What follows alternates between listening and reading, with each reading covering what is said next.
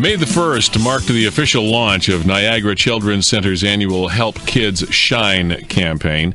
And all month, our 12 campaign ambassador families and center therapists have been featured and will continue to be so through interviews here, like exactly what we're going to do right now. Jackie Van Lankveld is manager of Speech Services Niagara, working, of course, through the Niagara Children's Center. Jackie, thanks for being on the program today. And before we even talk to you, thank you for all the wonderful work you do. It's spectacular. Well, thank you, Lee, for having me on and for all the support that you give us for the center. We're looking at a goal of, and when you're in a fundraising campaign, sometimes you don't like to talk about goals because as you get close, sometimes people lose interest. But we'll talk about goals in this case because every $10 or $15 or $20,000 that we raise continues to be able to help more and more children. Last year, the campaign raised just over $104,000. This year, we're aiming for $115,000, which is not too big a stretch, but in these days when there is so much need out there, $115,000 is still a lot of money, Jackie. Absolutely, it is. But the money goes to such a good cause. We're hoping that people feel compelled to support our project here at the center and our programs when they hear the wonderful stories, our amazing parents, and all of the great work that we do here every single day. And of course, you can meet the ambassadors by going to the Help Kids Shine website. You can meet them as well through 610ckTB.com. One of the most interesting, I should say, things that I learned when I first became involved with the radio station and us with the Niagara Children's Center is this area that you're most closely involved with is the speech services area. I had no idea that speech was such a massive issue with children and families that have these kinds of challenges. Had no idea how big a deal it was. It certainly is. Across the country, our prevalence is at about 10% of any given population would have a speech and language delay.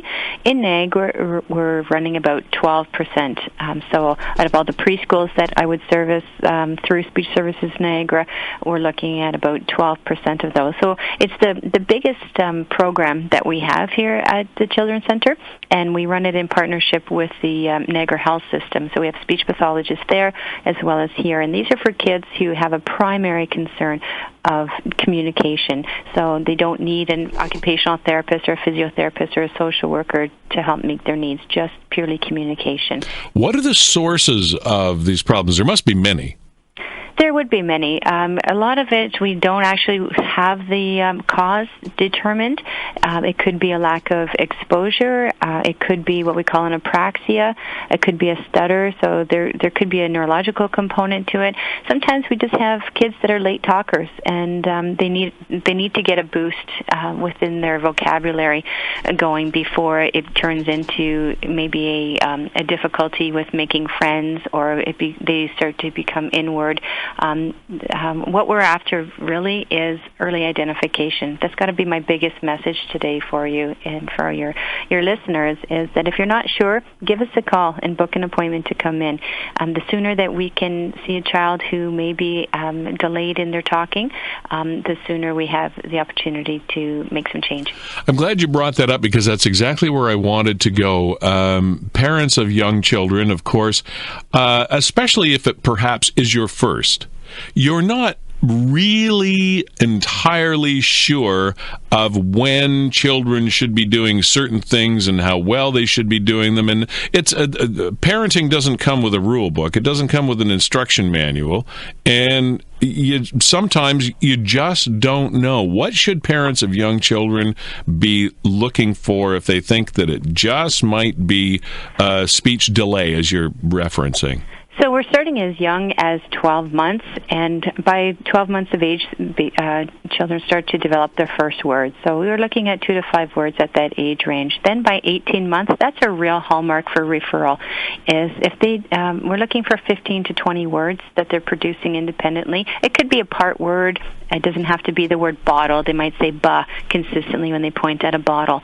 And let's say mom and dad and, those kinds of things, right? Usually that's first? Right. Exactly. Yeah. Mom, dad, car, baby, the things in their bottle, milk, those sorts of things in their vocabulary. That's right. And so we're also looking, it's not just about a word count. We're looking for them to be able to make eye contact, to initiate conversation, to follow simple directions. So go get your shoes, or where's Daddy? And then look at Daddy, and turn pages in a book, and just feel like they're trying to communicate where they might not have a complete sentence structure yet at that age.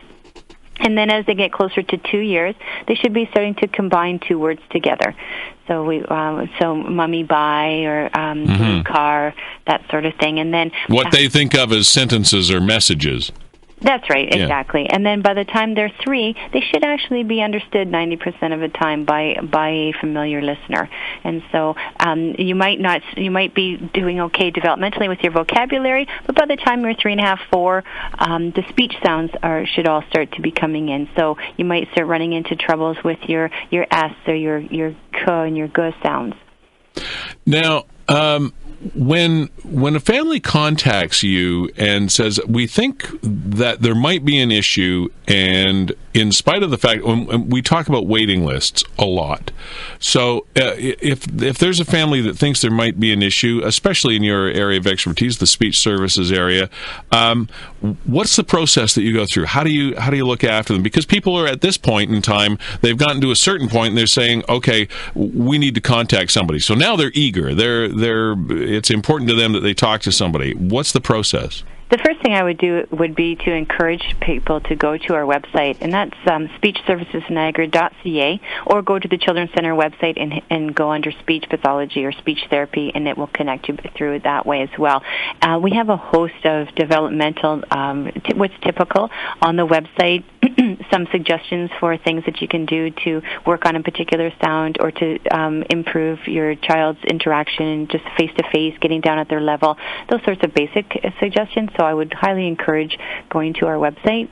And then what will happen is it's only an hour visit, and you can ask all the questions that you want. Right now, you're right, Lee, we do have the waiting list. We're booking, though, at about 4 to 6 weeks for the initial appointment right now. So in that regard, it's not too long to get in. But we still shouldn't wait. Absolutely. Like I said, the message is early intervention.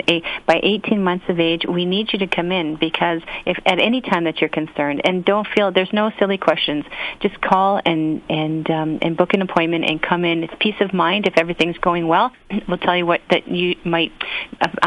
might be coming next, so that you can keep your eye on the next step in development, or we'll give you some tips for things that you can try right now, or you may need a home program, and to put you on that recheck list. So we'll spend some time with you talking about where the child's functioning and what you can do right now to help to facilitate typical development in their speech and language. But the key is that we do have that waiting list. So if you don't get in soon enough, we need to get you on the waiting list. So what does this money from this Help Kids Shine campaign, awareness as well as fundraising, what does this mean to your part of this operation?